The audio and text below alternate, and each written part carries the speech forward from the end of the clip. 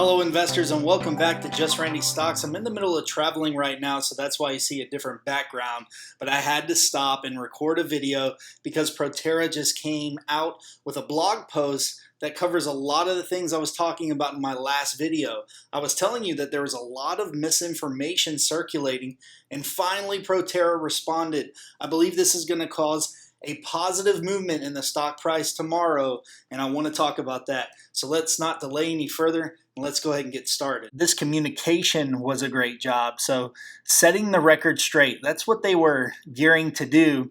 And it was focused mainly just on the foothill transit.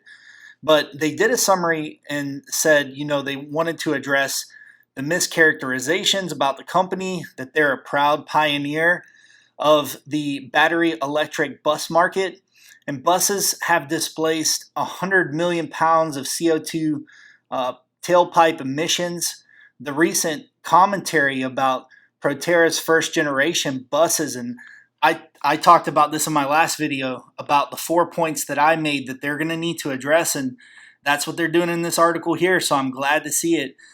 That, they've had twisted indictments of the battery technology, how the battery technology was getting wrapped up, how they actually have really good batteries. And I even had somebody comment on one of my posts that they were going to have battery issues. Well, if they had battery issues, I didn't believe it was going to be with the battery technology. It was going to be with battery supply.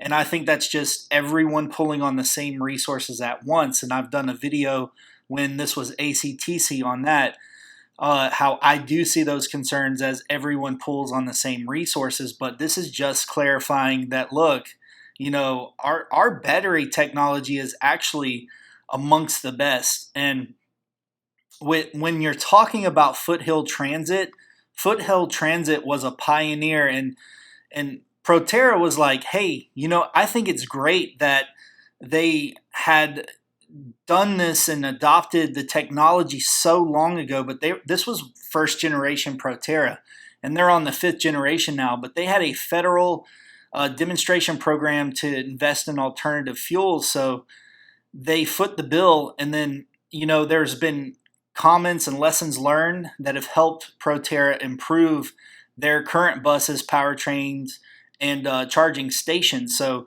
like I was saying before, they're on their 5th generation of battery electric transits, and they went through 5 generations of vehicles within 10 years. They've installed over 500 charge points and 50 megawatts of charging infrastructure. And safety is, they're licensed to operate. They understand this. It's like the heart of what they do. They said in the blog post, battery systems are among the safest and rigorously tested, certified. They give a link to where you can learn more about the batteries. There's never been a fire related to battery technology or powertrain. And, I made a note that they were very specific to make sure that they mentioned battery technology and powertrain, because there was one thermal event with bus 2004, had a fire that started in the right front dash near the entrance of the door where the driver heater defroster area is located. So, the reason that they wanted to clarify this with the safety issue wasn't they weren't trying to cover up the fact that there's never been a thermal event or a fire, but they were accused of this being hooked up to the charging station. So someone had to go back and retract their statement, and that's basically what Proterra is saying. There's a lot of misinformation out there. So I don't think they would deny that there was a thermal event, but they didn't bring up the thermal event. They were very clear to say that there's never been a fire in relation to battery technology and powertrain. Altoona tested. Transportation industry is a gold standard. They mentioned that their structural durability is to the most rigorous transportation industry gold standard, and no customers have been grounded a fleet due to batteries. So in my previous video I talked about the SEPTA and how Leslie Richards was going to tell the FTA that she had concerns about reducing her contract from 5 years to 2 years. So once again, Proterra was very clear about saying that it hasn't been grounded due to the batteries. Now, there's this cosmetic issue that is still standing with the SEPTA. So let's just go down to what wasn't addressed in my views. So ultimately, I know this is all great news, but I just want you all to be fully informed. I think we still have a cost problem. So with 5 generations of buses, what have we done to decrease cost in these 5 So we still have this delta of $250,000. I've done a video on how to find the cost and be able to compare it to the competitors in one of my previous videos, and they're more expensive. So with all the time that they had, have they done reductions in their part of their investor presentation or their S1 filing and their projections to 2025? The way that they reach the 2025 projections is by decreasing the cost of the buses. So, of course, they weren't expecting to decrease the cost, this year, next year, to the extent that they believe that they're going to accomplish in 2024, 2025. But the vehicles are still a cost concern with adoption. And yeah, of course, there will have to be some legislation that helps to, for states to adopt, and that's what you're seeing. If these cost almost $1 million a piece, we've got some cost concerns, and there'll be a big transition into these new vehicles. Time to manufacture, the time window, if it's 12 to 18 months, I mean, that's a really long time. So I didn't see anything in the article that talked about time windows or people that are waiting on vehicles.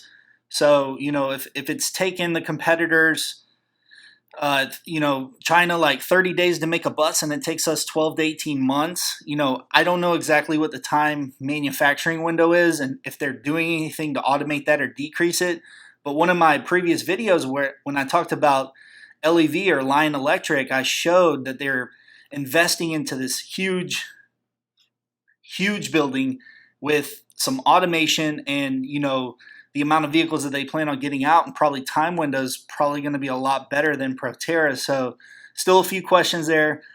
The bus life cycle, the 12 years, is it 12 years or is it 8 years? I don't know what the bus life cycle is. How long can these be on the roads before basically they are so cost ineffective, they basically need to change out the entire bus, like their life cycle is gone. So how often you change out your vehicles. You probably change out your vehicles every 8 years. Or maybe some of you only keep your vehicles for 4 years. But, the bus life cycle, I think there needs to be clarity there. How is Proterra measuring customer response time for corrective action? So if a customer has a complaint, of course, they have an internal metric. That's how they keep up with this stuff. It's called parts per million. So out of all the defects, how many do they allow themselves to have? What's their threshold? Are they going to be putting something into their investor presentation so we understand, are there any backlogged or aged corrective actions that, they don't have the capacity to address? Does Proterra have the resources to respond to service issues? So as all of these vehicles go into service, do they have a backlog, and where do they stand on being able to service the buses that are, out there in the different states? So they're selling these service contracts, and are they outsourcing that? Do they have a backlog? Because, you want to make sure that we don't reach the headlines for having a fleet down. So they did mention that no customers have grounded their fleets due to batteries, but what about service issues? So scaling. The SEPTA, is Leslie Richards going to tell the FTA that she has concerns and going to reduce her contract from 5 years to 2? And who hasn't said anything and still feels the same way? Or is Leslie just under pressure to make big changes in the organization, and these structural complaints are really just cosmetic issues? So I don't know the answer there. The CEO Monday met with the American Public Transportation Association and on Twitter you can find that the APTA, there was a tweet that came out that said that they were doing some talks. So just great news there. Great news to see the blog come out. And let's talk about what's happening with the price action. So if we look at the 5-day chart, let's go ahead and take a look at the 5-day chart.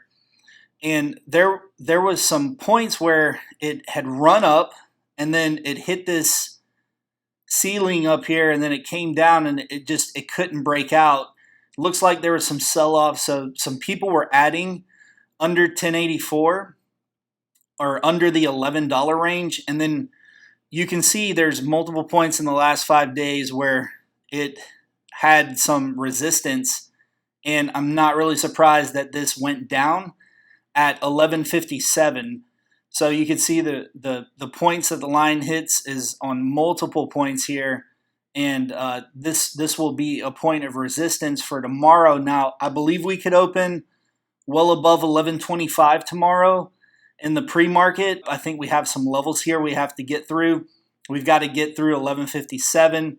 We got to bust $12, the 1328. Do your own due diligence, do your own analysis.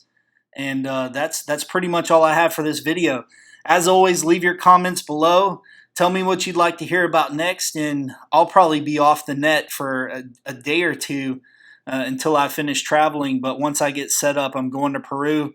I'll jump online and knock out another video. It's always a pleasure. Thank you for liking and subscribing to the video, and I'll see you in the next one.